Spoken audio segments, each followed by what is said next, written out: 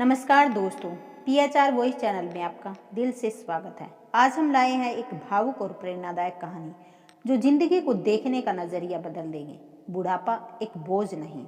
कहानी है मीरा और विनय की, जो एक ऐसे मोड़ पर है जहां रिश्तों की सच्चाई सामने आती है। आइए सुनते हैं ये कहानी। सुबह के 6 बजे थे। विनय जी पार्क के बेंच पर बैठे सोच रहे थे कि आखिर मीरा को हो क्या गया है। अब वो पहले जैसी नहीं रही। रोज की तरह सैर पूरी कर वो घर लौटे तो देखा कि मीरा जी पूजा में लीन थी। वह अब हर सुबह जल्दी उठती, नहा धोकर पूजा करती और भगवान के सामने बैठी रहती। विनय जी ने ध्यान दिया कि वो अब घंटों यूं ही बैठी रहती हैं, लेकिन उन्होंने कुछ नहीं कहा और चुपचाप नहाने चले गए। 2 घंटे की पूजा के बाद मीरा जी किचन में जाकर नाश्ता बनाने लगी। नाश्ता तैयार करके उन्होंने टेबल पर लगाया और विनय जी का इंतजार करने लगी। दोनों ने साथ नाश्ता किया, पर मीरा जी एकदम शांत थी। विनय जी हैरान थे। पिछले 1 महीने से मीरा के स्वभाव में यह बदलाव उन्हें खटक रहा था। पहले हर वक्त मुस्कुराने वाली मीरा अब या तो पूजा में लीन रहती है या खामोश रहती है। मीरा पहले हर दिन अपने बेटों से बातें करती थी, पर अब ना फोन करती है ना किसी से मिलती है।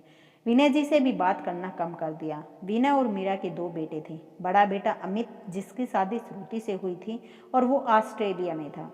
दूसरा बेटा राहुल और उसकी पत्नी पूजा, जो बेंगलोर की एक मल्टीनेशनल कंपनी में काम करते थे। दोनों बेटों के बच्चे भी थे। विनय जी को मीरा की खामोशी खल रही थी, पर मीरा अपने मन की बात कैसे कही समझ नहीं पा रही थी कि उन्हें डर था कि कहीं सच जानकर विनय जी आहत न हो जाए। दरअसल मीरा कई बार बच्चों की मदद के लिए उनके पास चली जाती थी।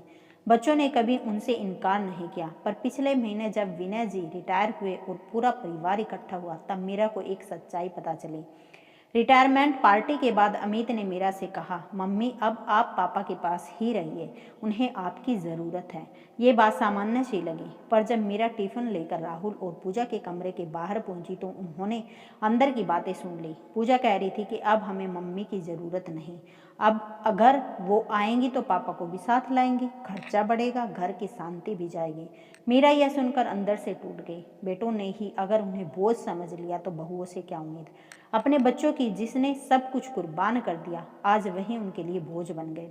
इसलिए अब वह ना किसी से बात करती ना ही मुस्कुराती। एक सुबह मीरा ने विनय जी से कहा, आज आश्रम में सत्संग है, चलें?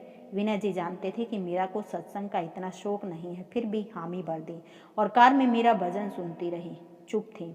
शहर से दूर एक हाईवे पर गाड़ी अचानक बंद हो गई। सर्विस सेंटर से मैकेनिक आने में वक्त था। तभी विनय जी ने देखा कि सड़क पार एक छोटी सी चाय की झोपड़ी थी।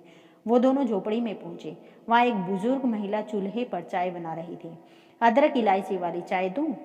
उसने मुस्कुराकर पूछा। मीरा ने उदासी भरे स्वर में कहा, हाँ बना दो। बुढ़िया खुश होकर चाय बनाने लगी। उसने बातें शुरू की, कहाँ जा रहे हो मैडम?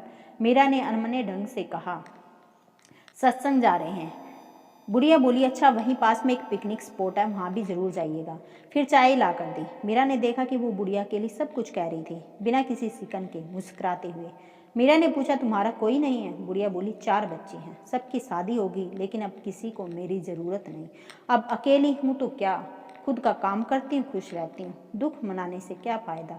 उसकी बातें मीरा के दिल को छू गई। मीरा ने सोचा कि जब ये अकेली औरत खुश रह सकती है तो मैं क्यों नहीं। उनके साथ तो उनका जीवन साथी भी नहीं है। चाय पीकर जब वो कार में बैठे तो मीरा ने कहा, आश्रम नहीं पिकनिक स्पॉट चलते हैं। उन्होंने FM ऑन किया, गाना बज रहा था, अकेले हैं तो क्या गम है। विनय जी हैरान थे, अचानक ये बदलाव कैसे? मीरा ने मुस्कुराते हुए कहा कि मैंने बच्चों की बातें सुन ली थी, लेकिन अब समझ आ गया कि जिंदगी में खुद को संभालना जरूरी है।